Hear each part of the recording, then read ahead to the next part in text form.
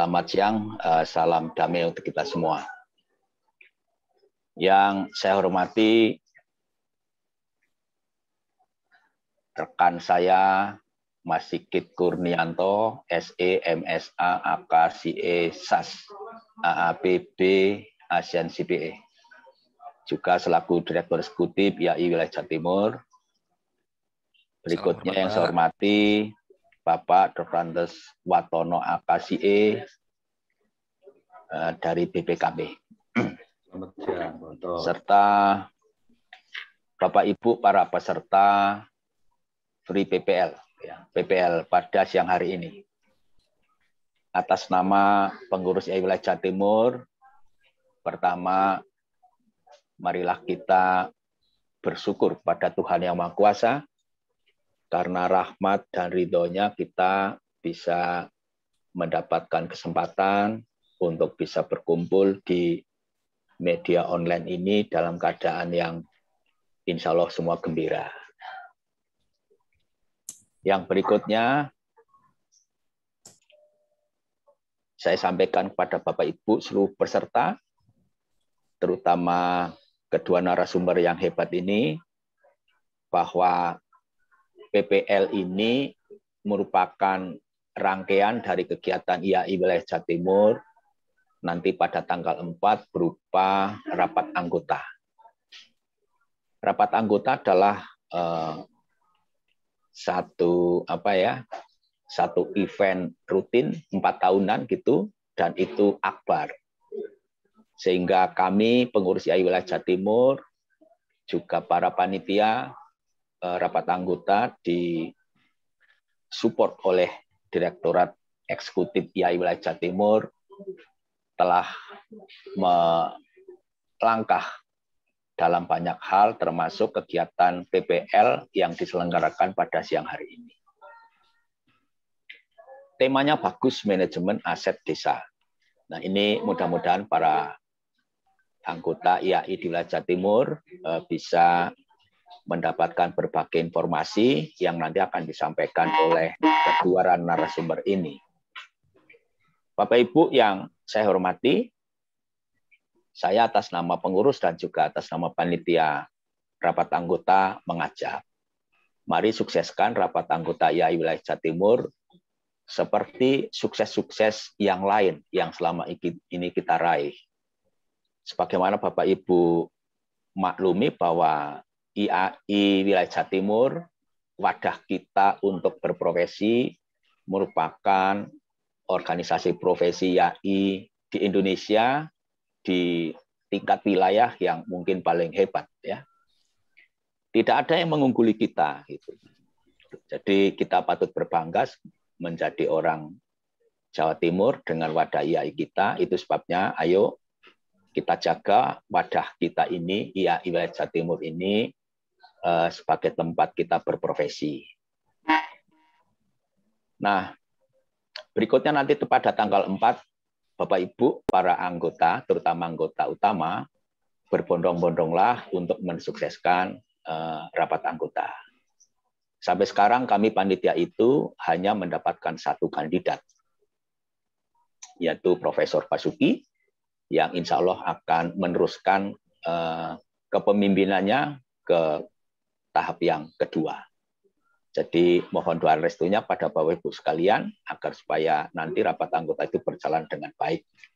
Tidak perlu ada gaduh seperti yang juga pernah dilakukan oleh organisasi lain. Tapi kita adalah sudah dikenal dari dulu, para anggota IAI Wilayah Jawa Timur itu cinta damai, ya, suka kebersamaan, dan mengedepankan profesionalitas.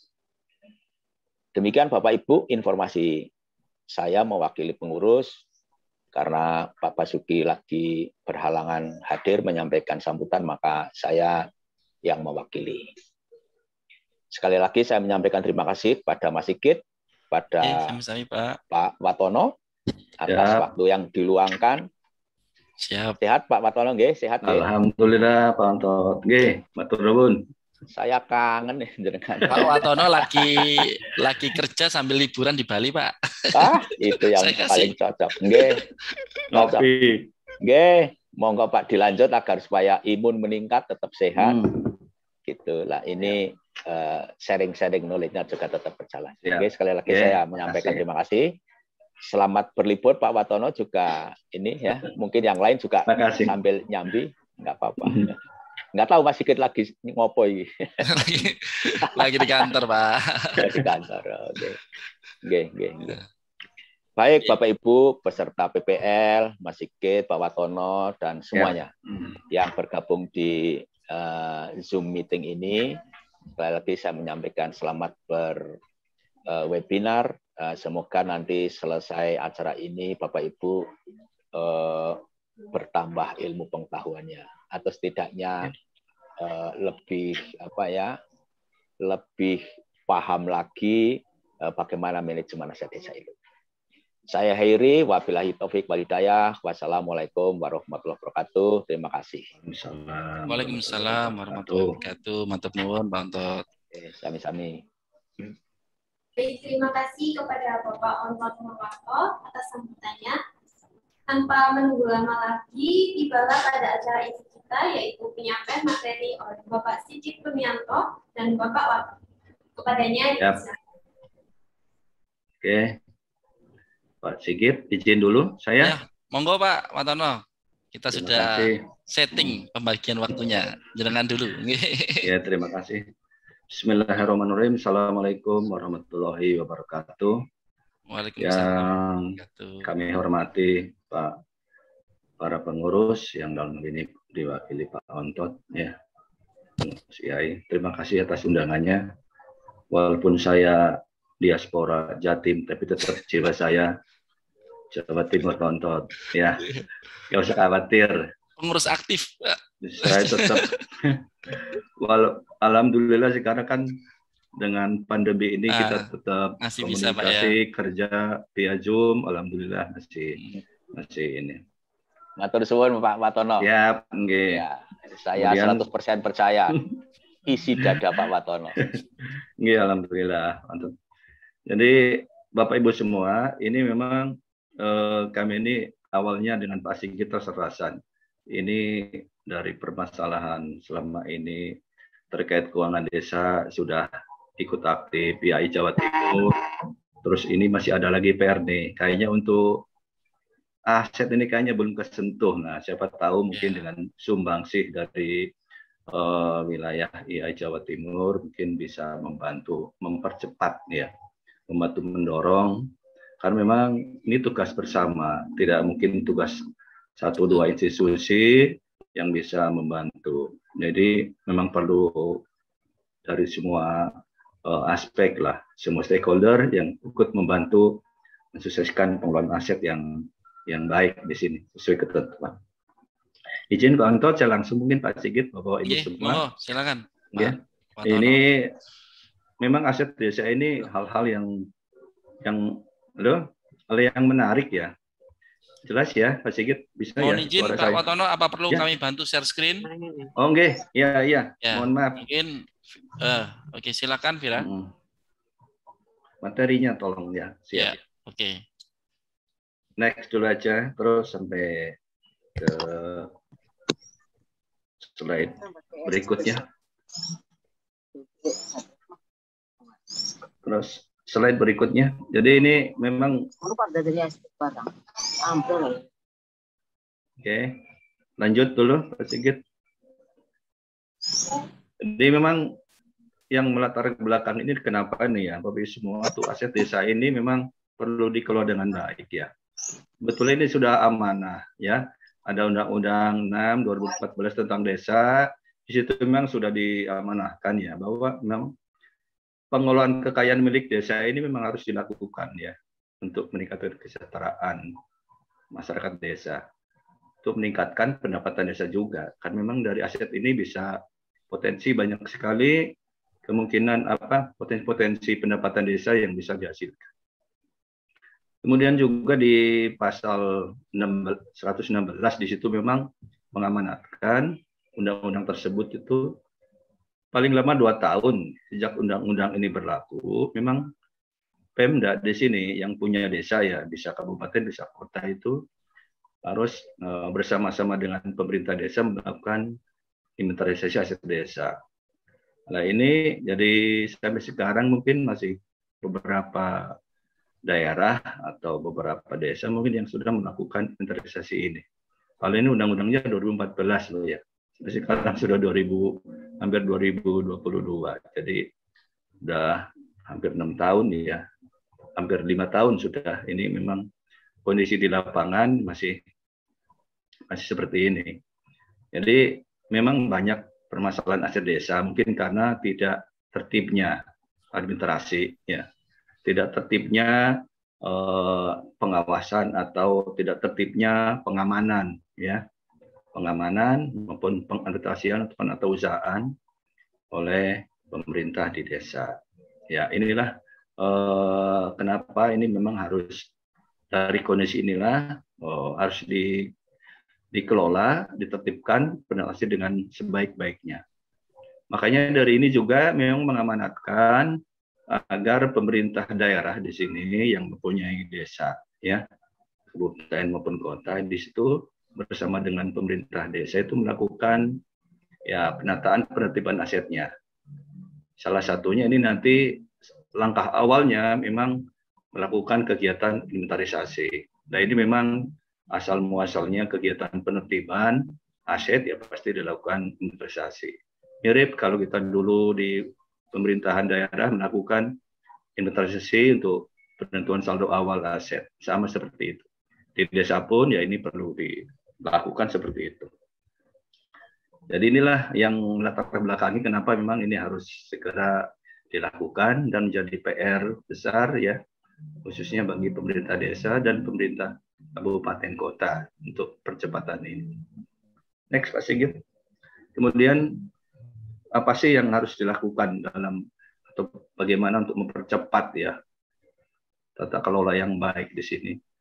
Memang ini banyak aspek yang terlibat stakeholder di sini mulai Kementerian Dalam Negeri, kabupaten, kota, kemudian juga di pemerintahan desa. Memang Kemendagri ini sudah menerbitkan Permendagri nomor 1 semua tahun 2016 tentang pengelolaan aset desa di sini. Kemudian terakhir itu juga ada surat edaran untuk petunjuk untuk inventarisasi. Nah ini juga sudah ada pedomannya bagaimana tata cara melakukan inventarisasi di desa. Kemudian untuk kabupaten atau kota yang mempunyai desa di sini memang harus memfasilitasi ya, memfasilitasi pemerintah desa ya dalam proses ini.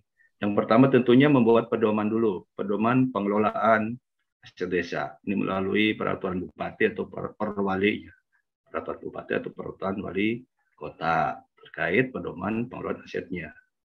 Kemudian ini sudah diterbitkan, dibuat misalnya tentunya pemerintah desa juga sebaiknya ya menurunkan ke dalam perdesnya berdasarkan itu tadi Perbup tentang pengelolaan aset desa. Terkait inventarisasi di sini juga memang pemerintah kabupaten atau kota memang harus memfasilitasi sekali lagi karena tidak mungkinlah pemerintah desa itu untuk melakukan sendiri ya. Karena memang mungkin konsep maupun tata caranya maupun ininya memang tidak mungkin lah, harus dibantu, difasilitasi. Di sini Pak Bupati atau Pak Wali Kota bisa memerintahkan mungkin ke dinas teknis yang menaungi atau mempunyai kewenangan untuk melakukan pembinaan di sini, Dinas Pemberdayaan Masyarakat Desa biasanya DPMD singkatannya. Kemudian juga bisa juga dibantu dengan pihak kecamatan di sana. Ini untuk memfasilitasinya. Jadi memang tidak mungkin lah untuk pemerintah desa melakukan inventarisasi sendiri. Atau mungkin bisa juga dibantu sama rekan-rekan, teman-teman yang bisa membantu pemerintah daerah maupun pemerintah desa untuk melakukan proses ini, untuk percepatan inventarisasi. Ini untuk kewajiban dari pemerintah kabupaten atau kota yang punya desa. Kemudian dari segi desanya sendiri memang dia harus melakukan kegiatan ini, inventarisasi ya di wilayahnya. Dan tentunya ada juga kewajiban menata usahakannya dalam buku inventaris dan sebagainya. Beberapa kali kami lakukan ya evaluasi, memang sebagian itu desa ini belum melakukan penatusan dengan baik ya. Jadi data-data informasi mengenai aset tetap atau aset yang dimiliki kadang-kadang tidak jelas, tidak terdata, tidak tercatat dengan baik gitu ya. Belum sampai lagi ke istilah kalau kita ada kartu induk ruangan, KIR dan sebagainya, itu aja baru sampai ke sana belum ya. Kadang-kadang belum dibukukan aja itu. Ya sudah dibukukan aja, maksud saya alhamdulillah sudah dicatat di buku inventarisnya. Ya, itu. Kemudian juga syukur-syukur ada KIP-nya sesuai jenis asetnya, KIP A, B, C, D, E, misalnya seperti itu. Ya, nah, itu harapannya sih nanti setelah dilakukan inventarisasi, desa juga mendatausahakan ke dalam buku-buku tersebut. Ya. Kemudian setelah ada data, baru desa ini bisa mengoptimalkan ya penempatan aset desanya itu. Misalnya mau dikerjasamakankah atau diapakan atau intinya dioptimalkan lah, bisa dikerjasamakan atau disewakan dengan pihak lain. Bisa, tapi tentunya telah terdata dengan baik terlebih dahulu. Itu kira-kira yang harus dilakukan ya untuk percepatan itu. Next, Pak Sigit. Kemudian dalam pengelolaan aset desa ini juga mengenal asas-asasnya, Bapak Ibu semua. Sama seperti pengelolaan keuangan pengelolaan keuangan desanya. Jadi samalah ini. Karena terkait aset berarti pertama asasnya ya fungsional. Jadi di sini memang asetnya betul-betul yang bermanfaat, berguna, didaya gunakan oleh desa untuk penyelenggaraan pemerintahan desa di sana. Betul-betul ini harus diperhatikan betul. Kemudian juga kepastian hukum. Di sini memang aset-aset desa ya harus mempunyai legal standing yang kuat. Misalnya kalau tanah ya harus punya sertifikat. Kemudian kalau bangunan juga harus mempunyai IMB dan sebagainya. Sehingga tidak mudah nanti kalau ada seseorang atau pihak lain yang akan menggugat atau yang akan mempermasalahkan. Jadi punya legal standing yang kuat, kepastian hukum. Transparansi ini memang ya transparansi, terbukaan sama di sini artinya memang pelaporan maupun proses-proses pengadaan dan sebagainya juga memang transparansi dilakukan secara terbukaan oleh para perangkat di desa di situ. Ya, kepastian, kemudian efisiensi tentunya dalam penyelenggaraan, pengadaan, pemeliharaan dan sebagainya juga harus dilandasi dengan prinsip efisiensi karena memang sumber daya sangat terbatas ya. Sumber daya di desa ini pendapatannya sangat terbatas, memang harus efisien mungkin. Kemudian akuntabilitas ya sekali lagi ini untuk pertanggungjawaban memang harus melaporkan semua ya terkait dengan pengelolaan asetnya di sana ya ke pimpinan atasnya dari desa mungkin ke camat, kemudian ke Bapak Bupati kalau di kabupaten atau ke Pak Wali ya, dia tetap perlu laporan itu. Dan punya asas kepastian nilai, memang harus ada nilainya. Jadi itulah mungkin nanti jadi PR juga bagaimana dalam proses inventarisasi tersebut juga perlu ditentukan nanti berapa nilainya. Ya, berapa sih? Misalnya nggak ada Pak nilainya tercatat, lalu dinilai seperti apa? Di momen itulah, di momen inventarisasi nanti bisa diputuskan penilaiannya seperti apa. Apakah dari nilai sekarang, nilai wajar, atau nilai istilah Pak Sigit replacement cost, jadi nilai pengganti atau seperti apa? Itu memang harus ada nilainya. Ya. Jadi itulah bagi semua memang sama seperti pengelolaan keuangan daerah, keuangan desa maupun tentunya harus memperhatikan asas tersebut. Next, Pak Sigit. Mohon next dulu. Kemudian ini juga bagi semua, ini jadi perhatian ya bagi para yang harus diperhatikan di sini, manajemen di desa, di daerah itu memang harus memperhatikan ini bahwa misalnya nanti akan dilakukan pemeriksaan oleh atau audit oleh siapapun, pasti dia akan dilihat ini. Jadi dari aspek pengawasan ini nanti akan dilihat terkait aset desa maupun aset pemerintah daerah ya pasti dari 6 aspek di sini. Pertama dari keberadaannya, pastilah ya keberadaannya aset tersebut memang ada dicatat ya di laporan keuangan dan memang ada fisiknya.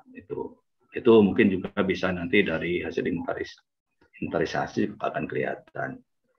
Kemudian kedua, kelengkapannya. Kita pasti akan melihat ya kelengkapan aset tetap yang dimiliki oleh desa atau Pemda di sini memang apakah memang sudah lengkap semuanya, sudah dilaporkan. Apakah ada yang belum masuk dalam catatan, belum dilaporkan tapi dimiliki atau dikuasai oleh pemerintah desa seperti ini. Ya, lengkap semuanya tercatat, terlaporkan. Sebelumnya Pak Sigit, jangan. Nah, masih ya hak kewajiban ini memang ya tentunya dilaporkan ya aset yang diakui memang dalam laporan keuangan memang betul-betul milik pemerintahan desa ya. Jadi haknya pemerintah desa.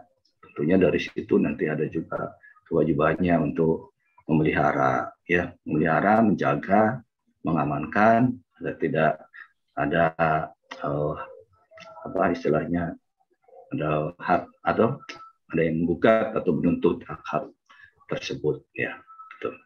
Kemudian juga dari keterjadiannya, tentunya ini apakah ini betul ya keterjadiannya memang ini dari saat dilakukan belanja oleh pemerintah desa itu memang akan menimbulkan aset tetap. Jadi memang setiap belanja modal di desa tentunya harus menghasilkan aset tetap tersebut.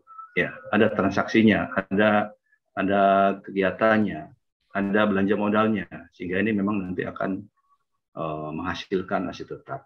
Ya. Kemudian berikutnya juga itu tadi penilaian ya, penilaian. Ini memang harus ada nilainya. Apapun ya, kalau memang sekarang belum ada nilainya, tentunya itu nanti jadi PR untuk perhatian untuk segera dinilai berapapun nilainya ya sesuai nilai yang wajar. Itu kemudian kecukupan penyajian pengungkapan ini juga di dalam laporan keuangan, ini juga laporan keuangan desa ya. Tentunya karena kita bahas desa di sini juga harus mengungkapkan itu aset tersebut ya. Dari awalnya berapa, kemudian ada mutasi penambahan pengurangan dan sebagainya. Ya saldo berapa ini juga harus masuk dalam pengungkapan atau penyajian dalam laporan keuangan.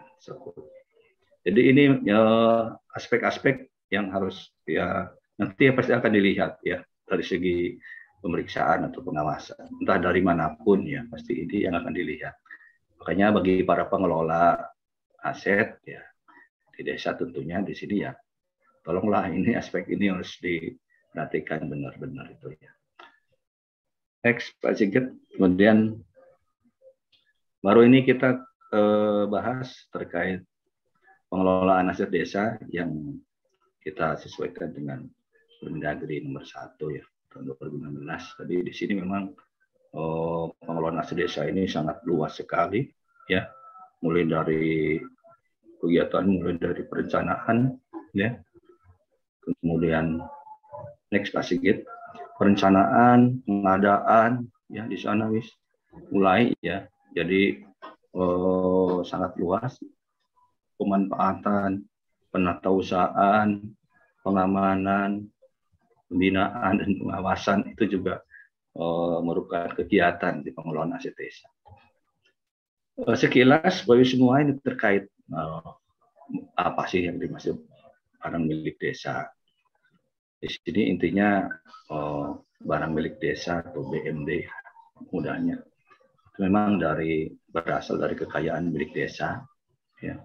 Bisa juga dibeli atau diperoleh atas beban APBD atau perolehan lainnya, hak lainnya yang sah. Ini bisa karena dari ketentuan atau dari yang lain, bisa juga secara perolehan hak lainnya yang sah seperti itu. Sama seperti aset daerah, sama seperti ini. Artinya itu memang milik desa. Kemudian bentuknya, di sini bentuknya itu pertama di sini jenisnya ya kekayaan asli desa. Ini bisa berupa pasar ya, tambatan perahu dan sebagainya itu memang merupakan kekayaan milik desa. Kalau desa-desa pinggir sungai tentunya punya tambatan ya, pasar desa seperti itu, dan yang lain juga bangunan lain yang memang sudah dimiliki dari desa ya. Kemudian kekayaan milik desa yang dibeli atau oleh beban APBD desa. Ini tentunya dari kegiatan belanja modal ya. Apalagi kita tahu bahwa semua dari dana desa ini tiap tahun terus meningkat jumlahnya, yang sebagian besar memang untuk infrastruktur. Ini tentunya juga nanti harus menambah nilai aset tetapnya di situ. Ya, jadi kekayaannya pasti dihasilkan juga dari kegiatan tadi yang untuk belanja modal. Kemudian juga bisa juga kekayaan desa yang dari hibah atau sumbangan.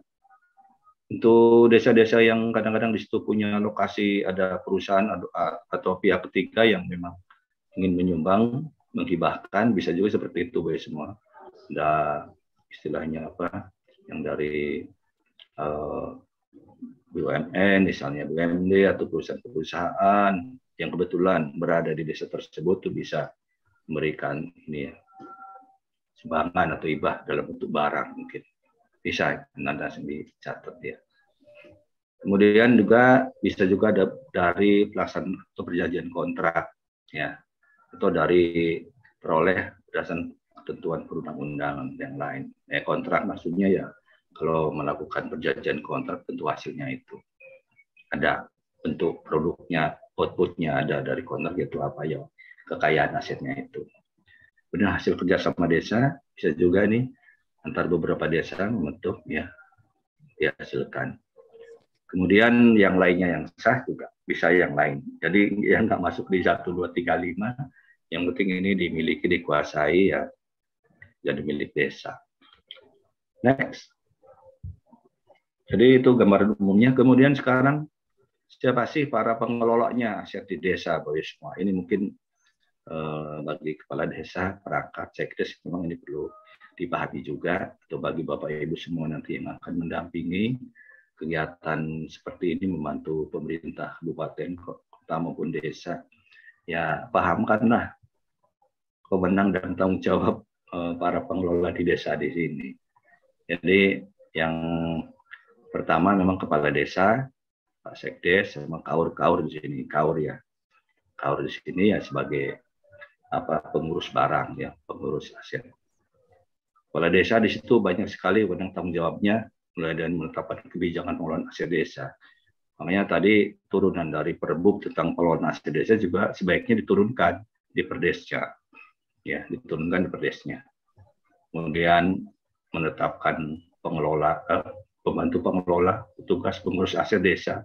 Ya, ini dia siapa yang ditetapkan untuk mengurus aset, mencatat dan sebagainya. Kemudian menetapkan penggunaan, pemanfaatan, pembinaan aset desa. Menetapkan ya, bukan melaksanakan. Nanti yang mengusulkan ya dari kaurnya sama Pak Sekdes, intinya itu. Kemudian ada juga menetapkan kebijakan pengamanan aset desa, harus seperti apa nih? Diamankan secara administratif, secara fisik, kemudian secara legal, ya legal standingnya harus diamankan. Ditetapkan kebijakannya. Itu tadi mungkin bisa dalam bentuk perdes ya, atau dalam bentuk keputusan kepala desa. Kemudian juga kepala desa punya wewenang untuk mengajukan usul pengadaan atau pemindah tanganan dan atau penghapusan aset desa yang bersifat strategis. Ya, ini strategis berupa biasanya tanah ya, tanah bengkok, tanah apa, melalui musdes. Setelah itu nanti diusulkan di musyawarah desa, tapi ini juga harus lapor untuk persetujuan dari pemerintah atasnya, dari kabupaten atau dari kota. Jadi tidak bisa juga langsung tuh tadi langsung misalnya ditukar guling atau apa atau dijual ya, misalnya seperti itu tidak bisa juga.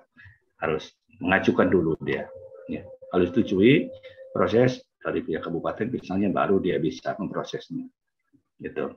Kemudian juga menyetujui usul pemindah tanganan atau penghapusan aset desa, ya, serta pemanfaatan aset desa selain tanah dan bangunan. Jadi memang kalau yang strategis tadi itu, ya strategis tanah bangunan strategis, makanya harus melalui musyawarah desa dan harus izin juga ke atasnya, ke pemerintahan atasnya, kecamatan maupun kabupaten utamanya itu kepala desa. Kemudian juga Pak Sekdes di sini ini meneliti ya istilahnya. Pak Sekdes di sini meneliti rencana kebutuhan aset yang disusun oleh kaur-kaur atau pelaksana atau pengurus barang di situ. Dia meneliti. Termasuk rencana kebutuhan pemeliharaannya. Jadi memang kaur-kaur di sini yang pengurus barang juga harus di awal tahun atau di ini menetapkan dulu rencana kebutuhan asetnya maupun rencana pemeliharaannya. Harusnya sih seperti itu. Ya. Cuma sebagian besar mungkin tidak pernah dituangkan dalam dokumen seperti itu. Ya mereka adanya di pikiran kemudian dituangkan dalam APBDes atau di RKPDes gitu aja, tapi tidak ada secara dokumen tersurat ini menyusun rencana kebutuhan aset desa, rencana kebutuhan pemeliharaan aset desa. Ini yang jarang ya, jarang. Tapi ini jadi kalau memang ini harusnya sih ya menyusun mulai perencanaan asetnya juga termasuk pemeliharaannya di situ. Ya, ini yang mengajukan ya dari yang membuat tahunnya Pak Sekdes diteliti. Ya itu dilaporkan ke Pak Kades, disetujui, usulkan di musyawarah desa, baru dianggarkan. Itu seperti itu prosesnya. Kemudian juga Pak Sekdes itu tadi nanti untuk koordinasi dalam pelaksanaan inventarisasi aset desa. Di sini juga memang tugasnya koordinasi ya karena ini tidak mungkin dilakukan sendiri, tentunya bisa melibatkan pihak kecamatan atau pihak kabupaten ya. Difasilitasi, ya bisa sendiri. Kemudian juga pengawasan ya, melakukan pengawasan dan pengendalian pengelolaan aset desanya yang dilakukan oleh kaur atau pengurus barang. Itu semua tugasnya atau kewenangannya Pak Sekdes. Kemudian Pak Kaur sebagai pengurus barang dia memang punya kewenangan ya untuk mengajukan rencana kebutuhan aset ya, termasuk pemeliharaannya juga rencana kebutuhan pemeliharaan. Memang tugasnya dia. Dengan melihat kondisi aset yang ada, ya, dengan melihat itu nanti dia usulkan, diteliti Pak Sekdes, disetujui Kades, diusulkan di Musdes, seperti itu prosesnya. Kemudian juga mengajukan permohonan penetapan penggunaan aset desa kepada Pak Kades, memang tugasnya Kaur, ya. Nanti dibaca dulu sama Pak Sekdes, diteliti, disetujui Pak Kades. Kemudian Kaur di sini tugasnya melakukan inventarisasi aset desa. Tentu sekali lagi nggak sendiri, ada tim, mungkin perlu tim besar juga istilahnya. Ada tim lah ya untuk melakukan inventarisasi di sini. Kemudian tugas dia memang ya Kaur untuk mengamankan ya memilih aset desa yang dikelolanya dan menyusun laporan aset desa. Di sini mengamankan tentunya baik secara fisik maupun secara administrasinya tadi seperti yang saya sampaikan di awal. Entah dari administrasinya, pencatatan di buku inventaris, ya, atau di kartu-kartu barang, ya, untuk barang lainnya dan sebagainya. Itu secara administratif, kemudian secara hukum ya dia memang harus mempersiapkan itu, memelihara itu, ya, pengurusan apa yang harus dilakukan untuk mengamankan, misalnya kalau bangunan atau tanah ya dibuat batas keliling atau pagar yang jelas atau papan nama itu. Bentuk pengamanannya nanti. Next, sedikit izin. Kemudian untuk jenis atau kelompok aset desa, semua ini jangan salah loh ya, bukan aset tetap, pengelompokan aset di desa. Ini memang ada dasarnya kodifikasi yang dibuat oleh Kemendagri. Jadi itu pengelompokan dan kodifikasi aset desa memang ada sendiri aturannya selain Permen sebagai turunan ya, sebagai penerjemahan dari Permen tadi 1/2016 tentang pengelolaan aset desa, dibuatkanlah kodifikasi atau kode. Nanti mungkin di bagian belakang akan diinikan oleh Pak Sigit ya, dijelaskan bentuknya seperti apa. Jadi ada 3 jenis baik semua, ada 3 golongan ya, golongan persediaan, golongan aset tetap, golongan KDP. Ya ini kita sudah paham kalau kita ya masuk ini semua, saya yakin ya. Persediaan ya barang habis pakai ya, barang pakai habis atau dibalik barang habis pakai yang punya manfaat kurang dari 12 bulan. Itu contohnya itu ATK, cukup cadang batu-batan, persediaan untuk dijual atau diserahkan, itu contoh-contohnya. Dan aset tetap, nah ini tidak biasa seperti di kabupaten atau di pemerintahan, ada 5 jenis aset tetap tanah. Tip A kalau dicatat di sana, peralatan mesin, gedung dan bangunan, jalan, irigasi dan jaringan, aset tetap lainnya. Kalau tanah jelas ya, peralatan dan mesin nanti juga ada bidangnya, ada kelompoknya, subkelompoknya lagi, lebih detailnya di situ semua dikodifikasi. Kemudian juga konstruksi dalam pengerjaan. Ini nih yang pekerjaan-pekerjaan fisik yang sampai akhir tahun anggaran ini belum selesai dikerjakan. Ini juga nanti perlu diperhatikan kalau desa atau Bapak semua akan dampingi desa untuk melakukan inventarisasi ini, tolong dicek. Biasanya di sini mungkin masih ada lah ya yang belum selesai tapi mereka tidak pernah catat itu ya, karena memang belum selesai.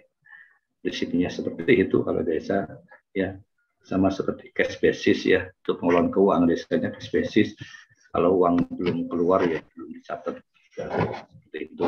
Asetnya juga belum jadi ya, belum dicatat ya, nggak masuk di KDP. Nanti aja tahun depan Pak baru dicatat misalnya ke aset tetapnya. Ini itu semua untuk pengelompokan aset desa. Ini untuk golongannya. Lebih detailnya ini contohnya next berikutnya. Udah next Pak Sigit. Untuk persediaan ada barang pakai habis, ini golongannya persediaan, kemudian bidangnya ini barang habis pakai atau barang pakai habis, kemudian ini kelompoknya bahan, terus kemudian nanti ada lagi subkelompoknya bahan ini apa saja, bahan bangunan kah atau bahan apa lagi seperti itu. Ada, itu jadi pengelompokannya. Kemudian persediaan barang tak habis pakai, ya ini komponen-komponen yang nggak habis, nggak digunakan untuk ini, untuk kegiatan operasional ya, tapi ini untuk biasanya untuk pekerjaan ya, perbaikan atau pekerjaan. Barang bekas juga ada dimasukkan ya, catat di pengelompokan. Kemudian untuk tanah, di sini memang sama tanah kas desa, tanah kampungan, pertanian dan sebagainya. Ini memang pembidangannya seperti ini ya, diatur di pedoman ya yang dibuat oleh Kemendagri berdasarkan pada Permendagri 1 tentang pengelolaan aset desa. Banyak jenisnya. Tentunya kalau semua akan membantu pengkodean ini sangat bagus ya. Dibuatkan sistem atau apa untuk kodifikasinya sehingga bisa membantu untuk klasifikasi oleh pemerintah desa. Next, itu untuk tanah ya. Kemudian berikutnya memang untuk peralatan mesin ya, itu ya dibagi lagi golongannya peralatan mesin, kemudian bidangnya ini alat besar, alat angkutan ya. Kemudian kelompoknya ada alat besar darat. Kemudian subkelompoknya lagi ada lagi detailnya. Jadi memang mirip ya, mirip sama dengan kodifikasi di pemerintahan daerah pada barang ini. Karena prinsipnya ya sama. Ini untuk pengelompokan aset desanya. Dan yang berikutnya gedung juga sama seperti itu. Jadi ada bangunan gedung untuk tempat kerja ya, bangunan gedung, golongannya bangunan gedung, bidangnya bangunan gedung, ada bangunan monumen ya. Kemudian subkelompoknya lagi bangunan gedung tempat kerja. Kemudian dirinci lagi nanti di subkelompoknya ada lagi. Nah, ini kodifikasinya. Bangun monumen, ada candi, monumen alam, dan sebagainya. Kodifikasinya seperti itu, pengelompokan asetnya. Termasuk jalan, irigasi, dan jaringan. Nah ini, kalau di pemerintah desa ini banyak kemungkinan ini yang nanti lepas ya, tidak catat misalnya.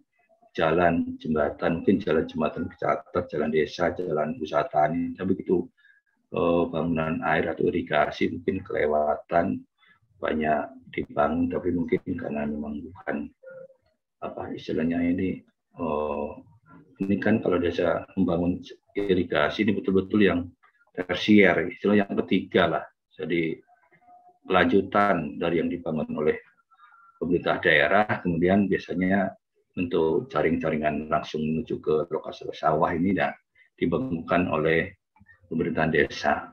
Ini mungkin aja banyak yang kelewatan, kecatat, apalagi dari sisa-sisa tahun sebelumnya, ya, yang sulit untuk didapatkan informasi atau datanya. Kemudian bentuk lainnya instalasi di sini ya, instalasi air ya, pengolahan sampah, instalasi listrik dan sebagainya di situ. Kemudian ada juga untuk air bersih di situ, dan air kotor ya, saluran air kotor. Biasanya memang desa juga membangun ini, apa istilahnya, tempat pembuangan ya, dari rumah tangga dibuat saluran ke sana. Nah itu.